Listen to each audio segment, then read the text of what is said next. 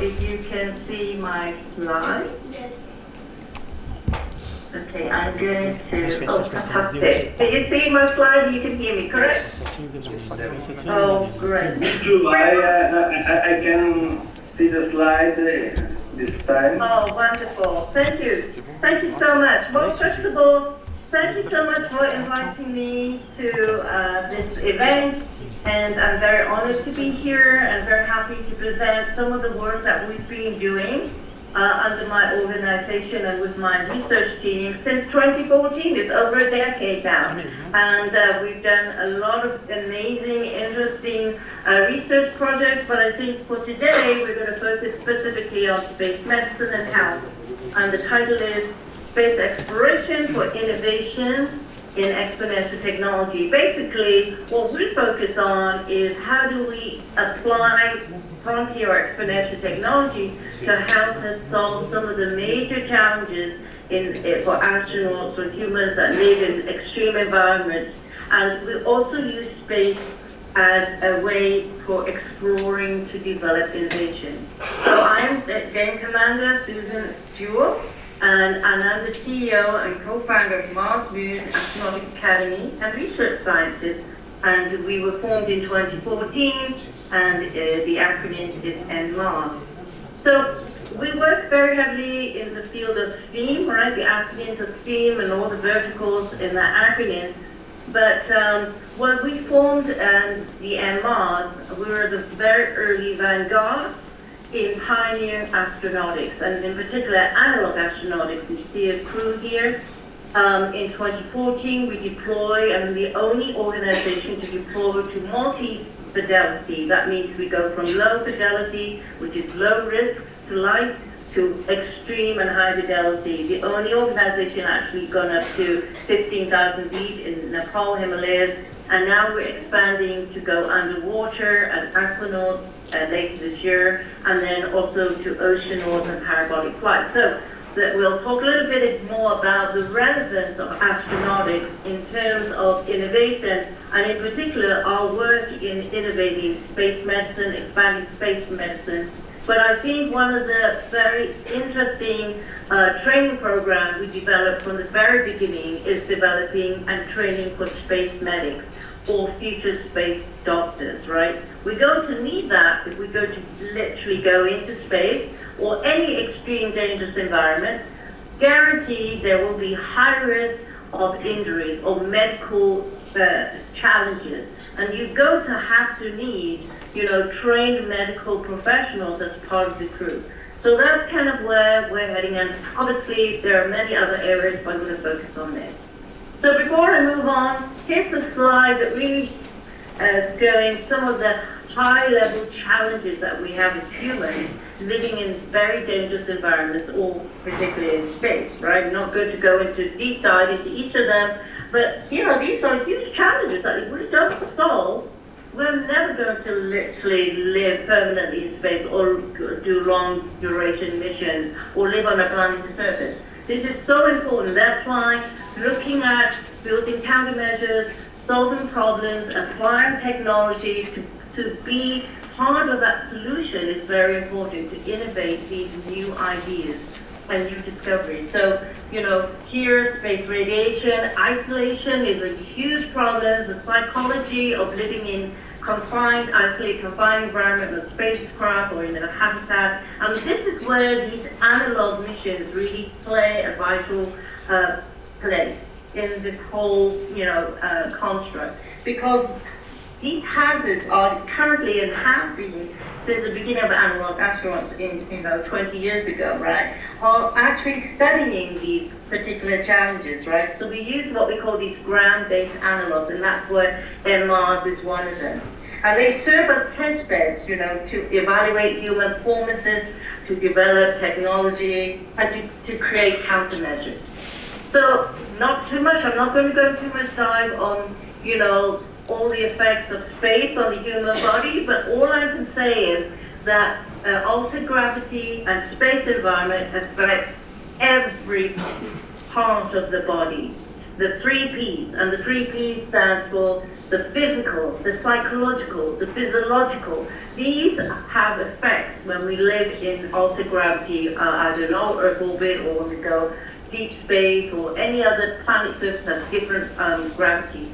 Because we have evolved under 1G, which is the standard of here on Earth. Our body, since the beginning of the human species, has always been 1G. So if we're going to put our body in any altered gravity force, it's going to have consequences, it's going to have effect. Of course, you know, the effect on the body is from the macro level right to the micro level, the molecular, the cellular level, the DNA level. That's going to change. It's going to impact that. And there will be consequences, medically consequences. There will be psychological consequences, as you can see here on the right, the list of all these issues.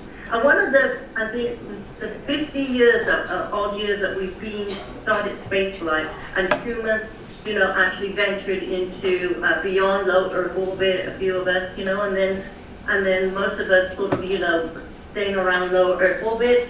We've seen these phenomena, this very unique phenomenon, as you can see this slide, called the upward fluid shift of the body because of the reduced gravity that we put our body under, right? And so the astronauts have this effect of upward fluid shift from the legs all the way up towards the upper end of the head. And you know, when we have fluid shift going upwards, we're going to increase compression, we're going to have increased pressure, and it's going to have absolute consequences to all the systems, the cardiovascular, the neural, every system, the vision, all these will be impacted. So how do we solve these problems?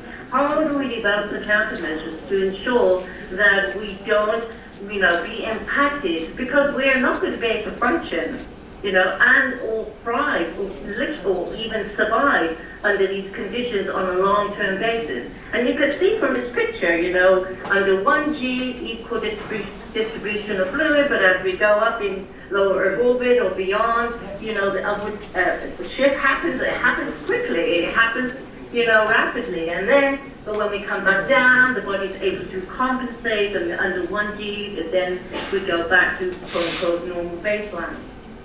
So these are lots of problems that we have to consider.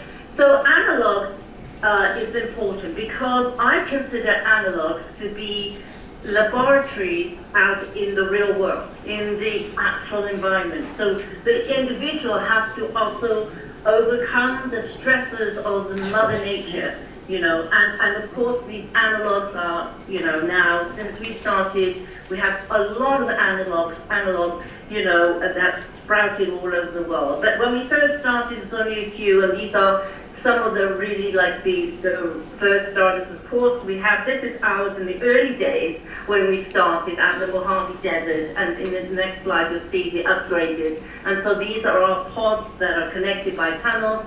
And I think in this setup it's very interesting because now we can expand, increase the number of crew members. We can also deploy multiple station-to-station or concurrent missions at different geographic locations. Compared to these others, which are very hard structured, this one is the HERO, the Human Exploration Research Analog at Johnson Space Center inside a big warehouse. This is the one in Antarctica. And so on and so forth. And then, of course, the Mars Desert Research Station in Utah. But really, these analogs are really interesting. As I said, they're like test beds, right, for us to do R&D, for us to develop countermeasures. And crews live together, work and in full simulation, so they're living, you know, as a crew in space or on the planet's surface. The only thing is that they're not in space, so they're still succumb to the 1G. But all the other, you know, factors of isolation, confinement, you know, hyperbaric pressure when you go at high level underwater, those are similar stresses that astronauts encounter or are, you know, under, right? So that's why it's very important, these analogs, that we do test crews in analogs. Human factors, technology validation is important. So actually, this is now, we have our training low fidelity training facility at the Mojave Desert in California. Now, fidelity to me means This is one, risk to life. So the mission and the risk to life has its low fidelity to mid to high to extreme. And so that's important as a factor in your equation, right? When you're creating an analog mission, is it low fidelity, very low risk to life? And then secondly is the architecture of the mission itself, the complexity, or this, and the mission goals and objectives. Those are other factors in the equation when you're developing analog missions. So we go from low, which is out of the desert here, then we go to mid, the aquanauts underwater, and then going up to Everest and the polar regions. Those are extreme, and then parabolic flight, and of course lower. So you see this incremental increase in fidelity and the complexity and risk to life. And you can see then that individuals are actually the individuals who are subjected to these stressors, right? These stressors are both psychological, physical, and physiological. So here is just showing you our cruise. And our whole setup is really off-grid, and it's very remote and isolated regions. Similar to, astronauts living on the spacecraft or one day on the planet surface. So now I'm going to dive into I'm going to go very quickly some of the projects that we're working on. This one I'm really excited about. This is a new initiative called the Analog Astronaut Omics Library project that we're developing. And omics is looking at the genetics, the phonetics, the genetic research in the DNA changes, in the epigenetic changes of individuals that are in extreme environments or in space. So right now, today NASA has done the twin study, and just recently, a few days, called the FRAM2, which is a group of commercial astronauts that's on the SpaceX spacecraft deployed a few days ago, and they're literally studying the changes or alterations in the genetics as they're traveling, a few days in low Earth orbit in the SpaceX craft. And so that's really great. And there has been studies, looking at astronauts in low Earth orbit, and changes in their genes or alterations in their genetics. But there really hasn't been a ground terrestrial-based omics study, and this is what we're building because we deploy multiple missions to different fidelities, and we subject the crew to all these different similar factors that astronauts are subjected to. So this allows us to build the very first, what we call a reference terrestrial omics database that we can then use as a ground control arm of future, or extended space omics studies, right? So in this initiative, we're looking in our analog missions, we're looking at genetic changes, and we're looking at epigenetic changes. And epigenetic changes is more about the environmental factors that causes changes in the gene expression. And so in our studies, in all the analog missions that we're going to go, in the desert, we're going to actually go underwater, with the aquanauts we call them, or oceanauts on the surface, the open waters, in sailboat, or parabolic flight. We're going to collect biological samples.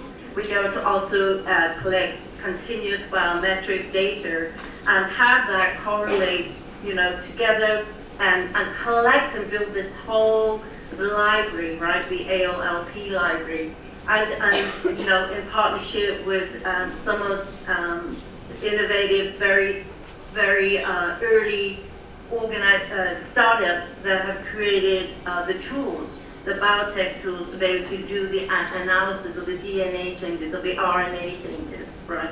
So this is really exciting. This is where the innovation of creating the first personalized, preventative, I think, countermeasure, and it will help us to in the future. This is where it's heading. This personalized medicine for astronauts, and will help us do actual crew selection.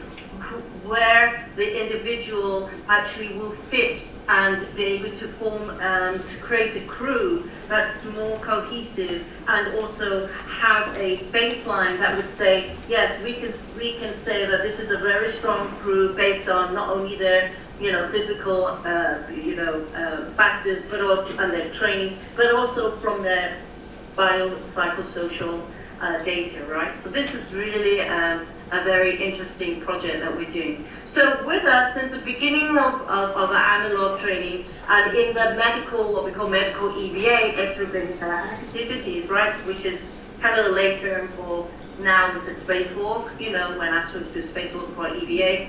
But obviously we're simulating being on a planet surface, so we actually do medical EVA. But here in this picture is really what we're trying to do, is looking at this very high level of, and the vignette we're looking at, or the caveat, is how do you rescue an injured astronaut or injured astronauts, could be more than one, right?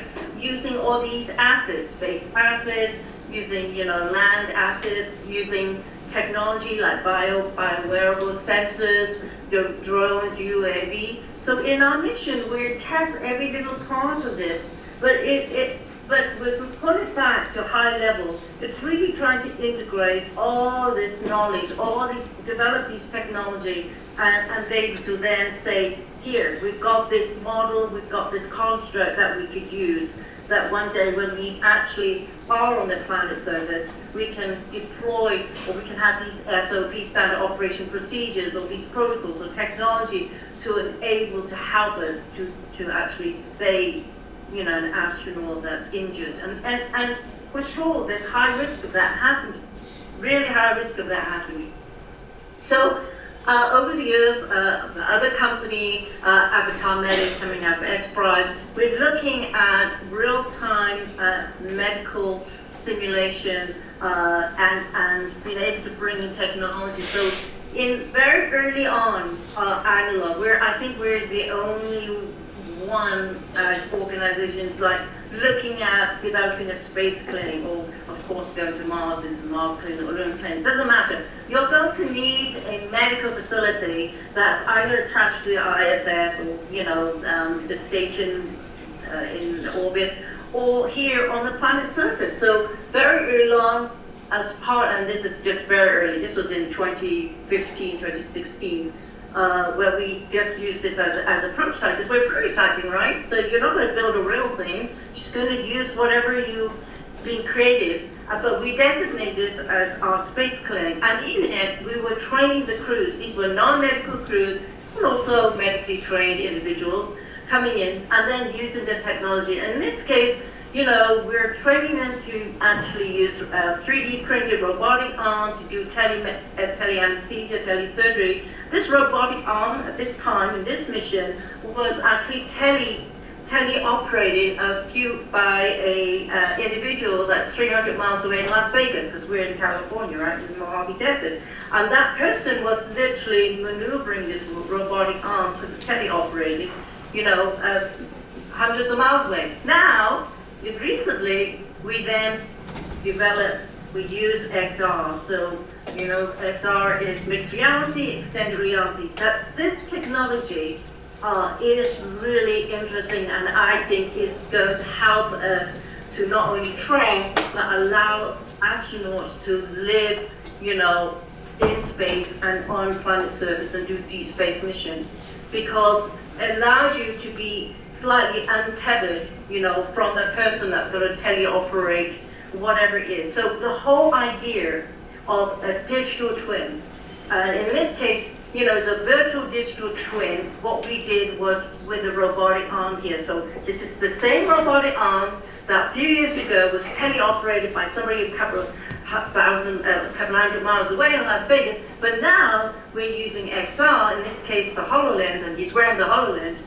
And we programmed the digital twin of that robotic arm to maneuver the robotic arm without it, without you touching it or being teleoperated. So here I'm going to show you this demonstration. So in this case, you could see this is we programmed the virtual robotic arm to do a task. In this case, move a block from A to B.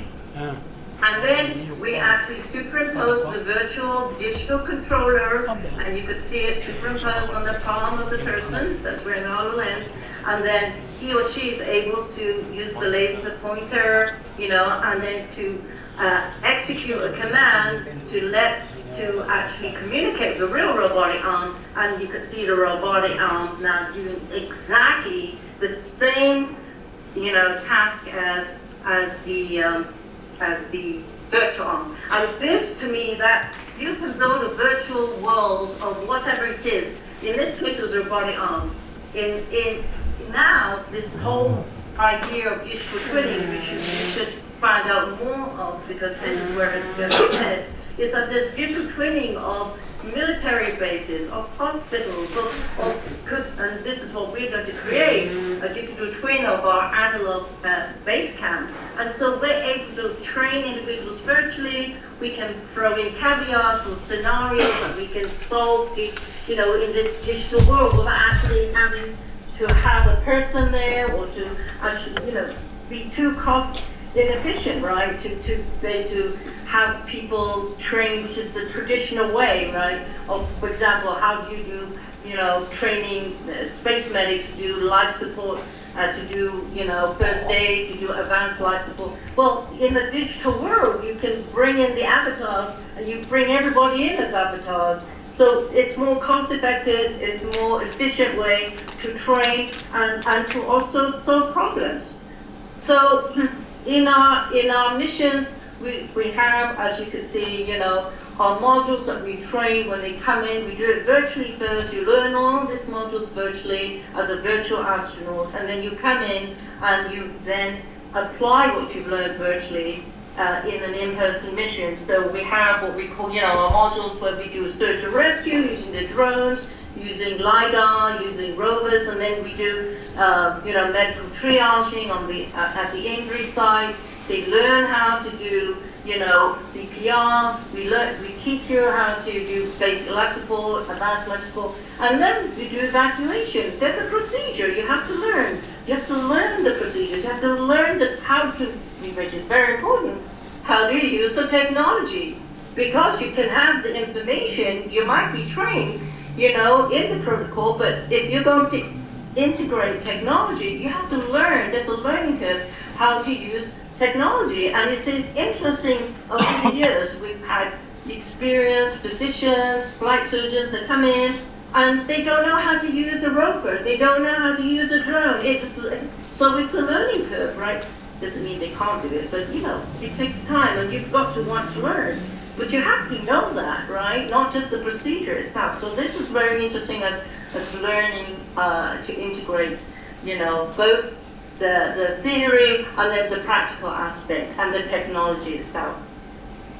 So here are some really interesting research that we've been working on over the years. And this was during COVID, it's part of our 3D printed technology. So in 2015, we developed, and this is our very first really prototype, a solar-powered portable 3D printer with laser cutter.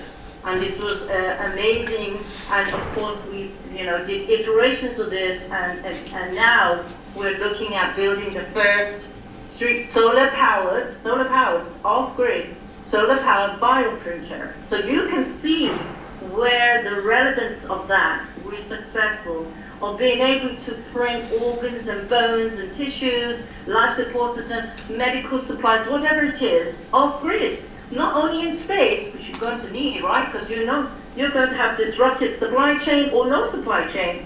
So here's a technology that is going to be critically needed, and if it's successful, it's going to help us, enable us to live untethered and autonomous